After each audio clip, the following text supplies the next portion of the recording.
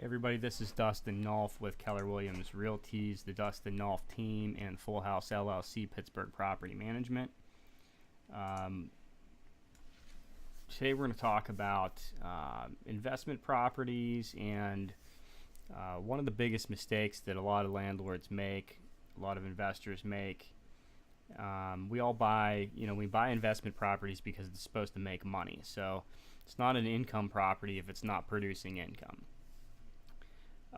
And one of the items that I always see kind of miscalculated to begin with, and it's usually a big ticket item as well, is maintenance reserve and maintenance escrow on rental properties.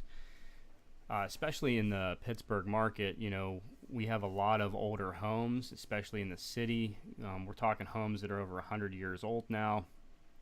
They got sandstone foundations sometimes, limestone foundations, settlement issues and things like that. So one thing I've noticed is, a lot of landlords will come in and we're investors are naturally optimistic. So we come in and we take a look at the property and we're saying, we can do this for 20 grand. We can do all this work for 20 grand. Well, a lot of the times, in my experience, that number is an underestimate, and it's not actually reasonable. And then with any property, when you buy property, whether it's a single-family home or a 50-unit building, you're going to have surprises, right? So you get in there and you end up finding out that the water lines are corroded and they all need to be replaced, and you thought for sure that they'd be fine. So one of the things we've been teaching to our investor buyers on the sales team is that they really need to calculate and overshoot the maintenance side of things. And I've talked to landlords before who will tell me, well, they only run 5 or 7% maintenance. And when we talk about percents, or when we're talking about maintenance, we're talking about any expense on the investment side, we're talking about as a percentage of the gross rents collected, or the gross rents that are predicted to be income for a property. So if you have a property and the gross annual income is supposed to be $10,000,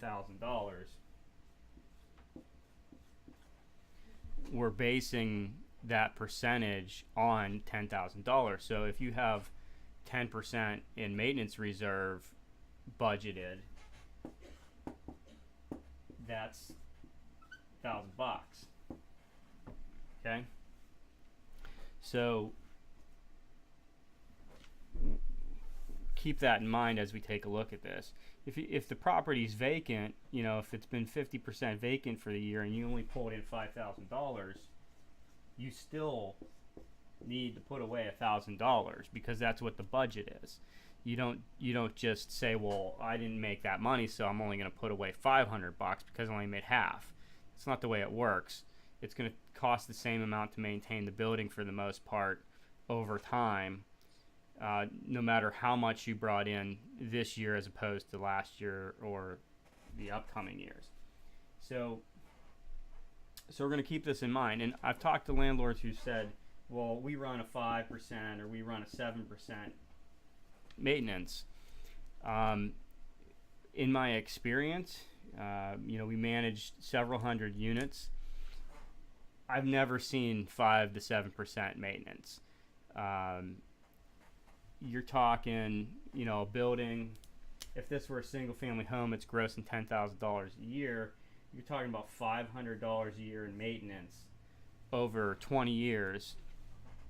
You stack that up, you're only going to spend $10,000 in maintenance over 20 years. That sounds absurd to me.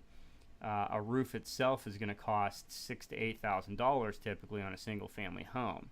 So in 20 years, you should be replacing the roof probably. HVAC systems.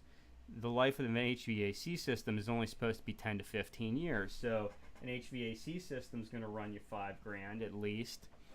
The roof is going to run you, we'll say, $8,000. Right there, you're already over that budget. So 5%, 7% doesn't make any sense unless maybe you have brand new construction and it's a multi-unit building where you're going to be able to keep the maintenance down because it's all under one roof. You know, it's got a master boiler system or something like that. I don't know. So what I'm recommending to our investor buyers and to our landlords is that you're budgeting at least 10% for maintenance. And when we say 10%, we're talking about like a place that's in pretty good shape.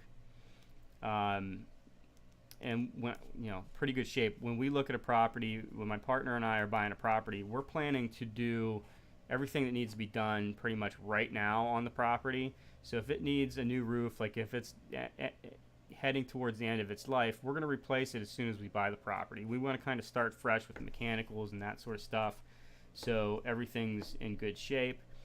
And then you're looking at 10% maintenance on a good property like that.